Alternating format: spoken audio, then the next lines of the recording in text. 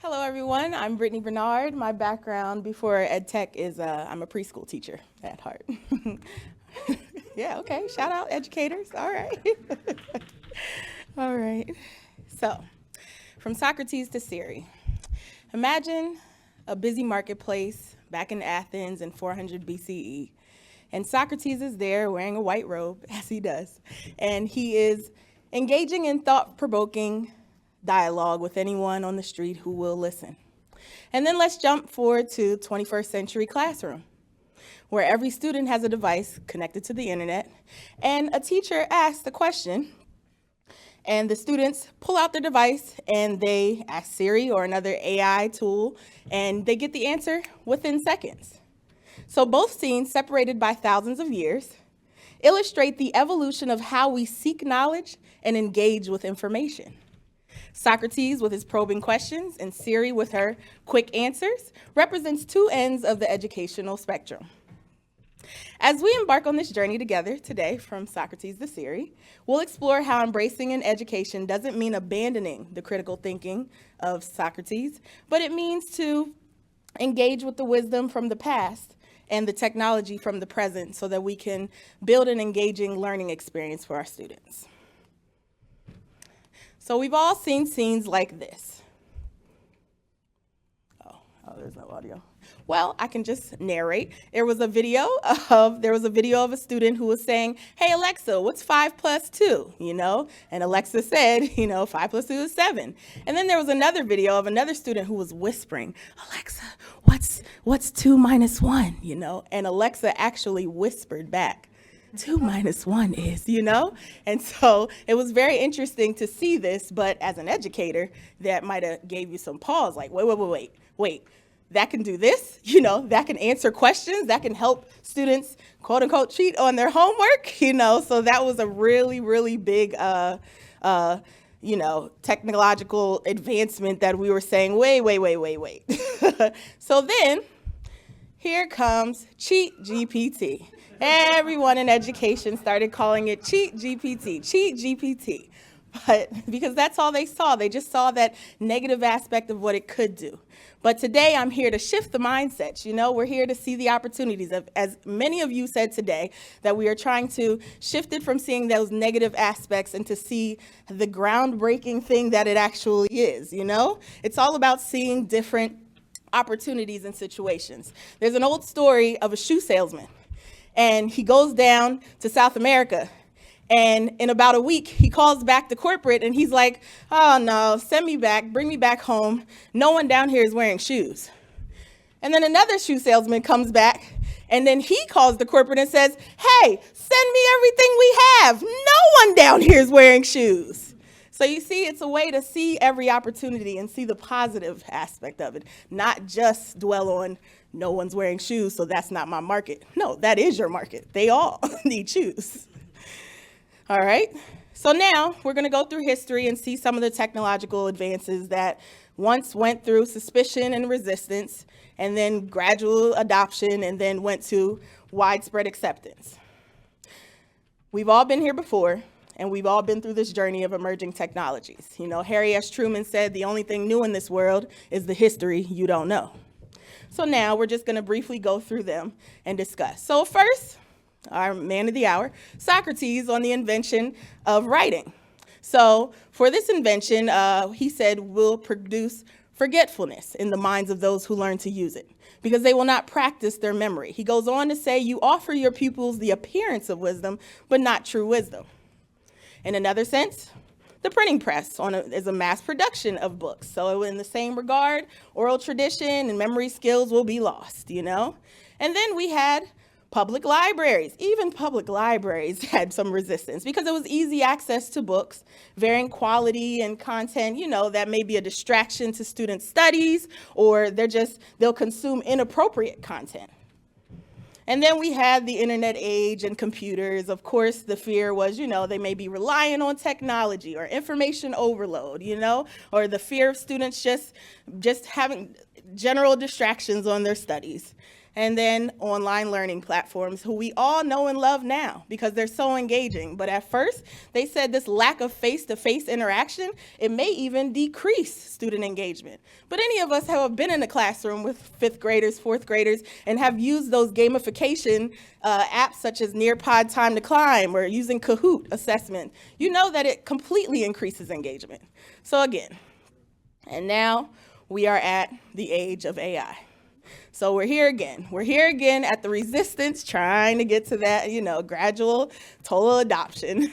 But it says that AI is predicted to be the largest disruptive change we will experience in our lifetimes, even more than the internet, And it's up to us that without the widespread adoption of responsible AI practices, it is equally capable of causing harm, which we all know. But now that we're discussing education, we need to talk about the elephant in the room. The great departure out of education right now. There is a mass exodus of teachers leaving the classroom right now, and we have to discuss it. We understand that they are fed up, they are frustrated, they are underworked, underpaid, overworked, you understand? And if we can use a tool like AI to just take something off of their plate. If we can use this tool to remove some of those administrative tasks from their workload, then we're doing a service to our educators. And so that's why we need to embrace this thing, not say, oh, no, they're gonna cheat.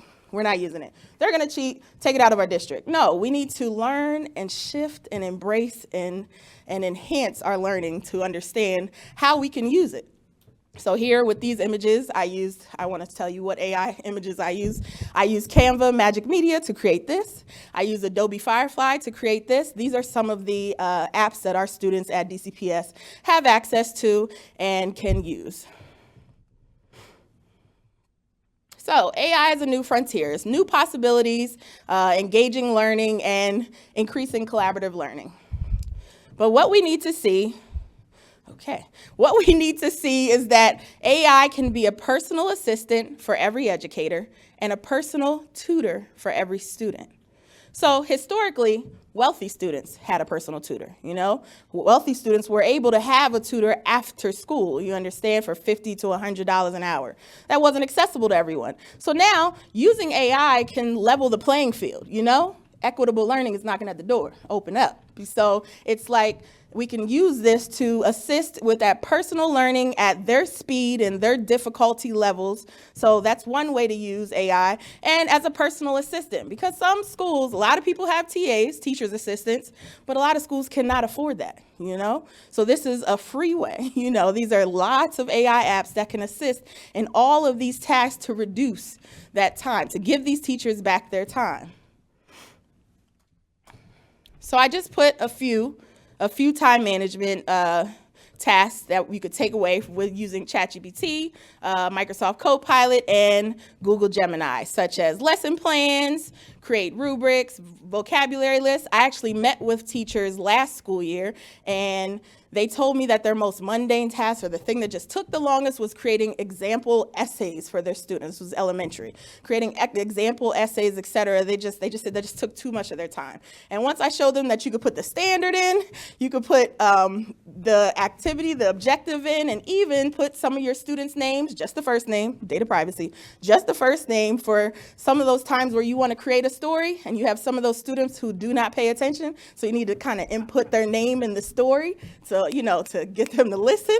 Yeah, so the teachers were very happy that they could input all that and with the click of the button, generate that essay. And it was like kids in a candy store when I did that. And it was wonderful. So another way to implement it with students. So that was the educators. Now with students, there's Course Hero AI homework help. And in this, it's just, it allows you to put in questions and give a thorough explanation.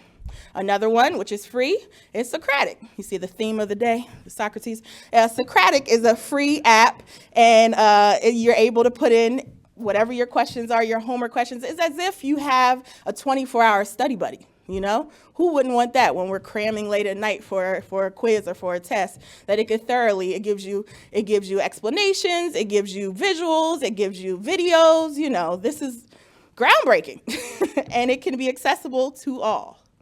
So now some of the fears that we're going to discuss educators have. Will AI replace me as an educator one day? I was driving in DC and I saw this billboard. It said, "Hey ChatGPT, finish this building." It was an ad for construction jobs, and it wanted to reiterate that your skills are irreplaceable. So we tell all of our teachers, don't worry, your skills are irreplaceable because you have that human impact. You have that human element, of empathy. You have that genuine emotional support. AI is not, it's enhancing and not replacing the human element. In times where an educator has to understand why her student is sleeping in class every day, she doesn't just jump to the conclusion and say, oh, he's on TikTok all night. She has to have that emotional capacity to reach out to the parent, and reach out to the parent and create a safe space so that the parent can even say, I work at night. I take him to work with me. He's tired because he's at work with me and he sleeps when he can. You understand? Computers just can't replace that. There are always emotional things that teachers just, we are not just teachers, we are therapists, we are everything. Yes. So in that, we need to cultivate these human-centric skills in our students as well, because it is less and less face-to-face as we integrate more and more technology. So it's good to develop skills to analyze information, help them with empathy and SEL skills, social emotional learning, and to embrace and foster divergent thinking, So now another one, how do we ensure student safety and privacy? So these are the ethical considerations: data privacy, as we've all discussed today, biases, validity, and transparency and accountability. But honestly, it starts with policy work. It starts with putting those procedures in place and understanding what you can and cannot do in a school system. And then it starts with training, thorough training. Yeah, these are all joke, but you know what? That's all right. We're gonna roll with it. That's what you do in the classroom. You just adapt. So for professional development for educators, it would be the ed tech team at your school. We would provide comprehensive training for educators on to see when to use AI, when not to use AI, and how and what you should be inputting in there. Because again, protecting student data is our number one priority, protecting our students. And for students, we have embedded digital literacy skills. These are things that we are doing at DC Public Schools. We embedded digital literacy skills in our Canvas LMS modules. And also, it is mandated that every DCPS student be taught the digital citizenship lessons at the beginning of the year. And digital citizenship lessons talk about cyberbullying. They talk about when not to put your information, not to put your phone number and your email or whatever, your address online, because little children, they may not know that. Yeah. And then we also reach out to the parents. That is a screenshot of our digital citizenship family portal. So it's a holistic approach. We want to help train everyone, because education doesn't stop when you walk out of the school building. It's at home too. So we also reach out to parents and we give them tips. We give them tips and everything to it's all right. Yep. But you all can hear me, right? Yes. Okay. All right. Yep. That's teacher voice. Right. Right. We're good. So yeah. Do what now? Oh. Yeah. Plan B. All right. All right. So yes. So yes, and then the last one is they will cheat, of course. They will cheat. That's the biggest one. So now, what can we do in this situation when you feel like they will cheat? Honestly, it goes back to shifting curriculum. Like, we need to even step back and look at curriculum. Is that end of year essay really mastery? You understand, you need to look back and start creating more project-based learning. More situation-based learning, more hands-on projects where an element of AI may not be able to complete the entire essay or the entire project or the entire assignment. You understand? So it's a matter of looking back at curriculum, and then it's a matter of maybe looking at new ways of implementing AI. I saw this, that New citations, that may be in the future. You'll have to cite when you use it in an essay, or this is just modern problems, modern solutions. Another one is Lightspeed Classroom Management. We use this at DCPS, and it's a way to monitor all of the students' screens at the same time. And there's even an AI notify. So right when someone is using AI in the classroom, a teacher will be notified on the screen, and she has the option to just close out that page, or she can look and see, are they using it responsibly? Are they using it correctly? And then proceed to help and assist. So now here is what we have at DC Public Schools. I just want you to come in and see what we are doing. We have a DC AI guidance playbook where we discuss the purpose and the overview and integration into curriculum and professional development, discussing how us, the EdTech team, will come and support teachers and students. And then, of course, going deeply into our data privacy, security, and ethical considerations. So in this document, how we are approaching it is we are taking AI tools that are already embedded in things that we've all used. We're a Microsoft school. So Microsoft Teams and Microsoft Word and PowerPoint already has AI tools built in. So that's the way that we're approaching it. So we take away that sticker shock. We're trying to ease the teachers into using it. We're not just throwing them all new shiny AI apps. So Microsoft Search Coach for the library programs, Microsoft Search Progress, and then for arts, Adobe Firefly and Canva Magic. This is for the students. And also available to the students is Reading Coach and Reading Progress, and then Math Solver. And then these are ones, Immersive Reader that we all know and love, and Translator, and then PowerPoint Designer and Speaker Coach. So again, these are all Microsoft apps that's the way we are putting it. And then for staff, we have access on our devices to Copilot. We did not turn it on for the students yet.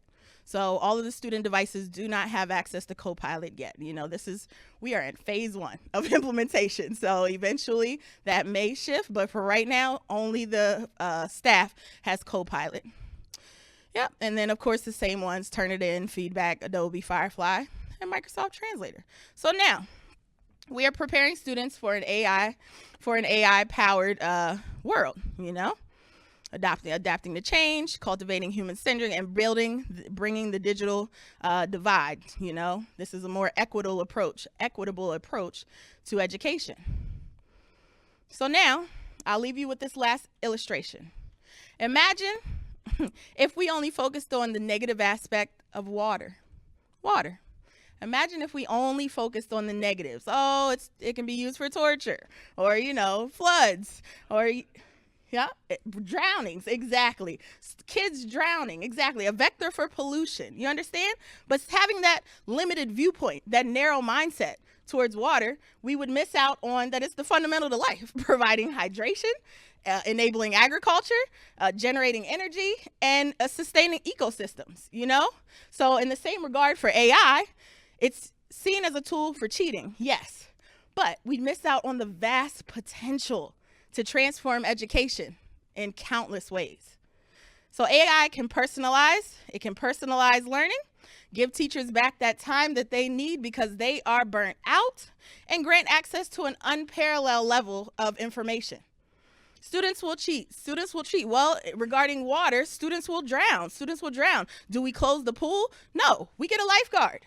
So put those policies and those structures in place, and the students, you give them swim lessons. So we professional development, we enhance their learning on the subject. So let us not merely utilize AI, but revolutionize education and ignite a new age of learning. But also, it takes courage, and we understand that it's not easy. It takes courage, and you have to be willing and open to learning. The old quote says, "Behold the turtle, for it only makes progress when it sticks its neck out."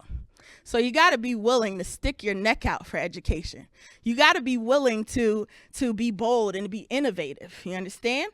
And shape the future of education with artificial intelligence as our ally, not our adversary. Thank you.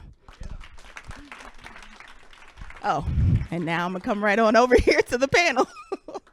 Thank you. Yes. You got time?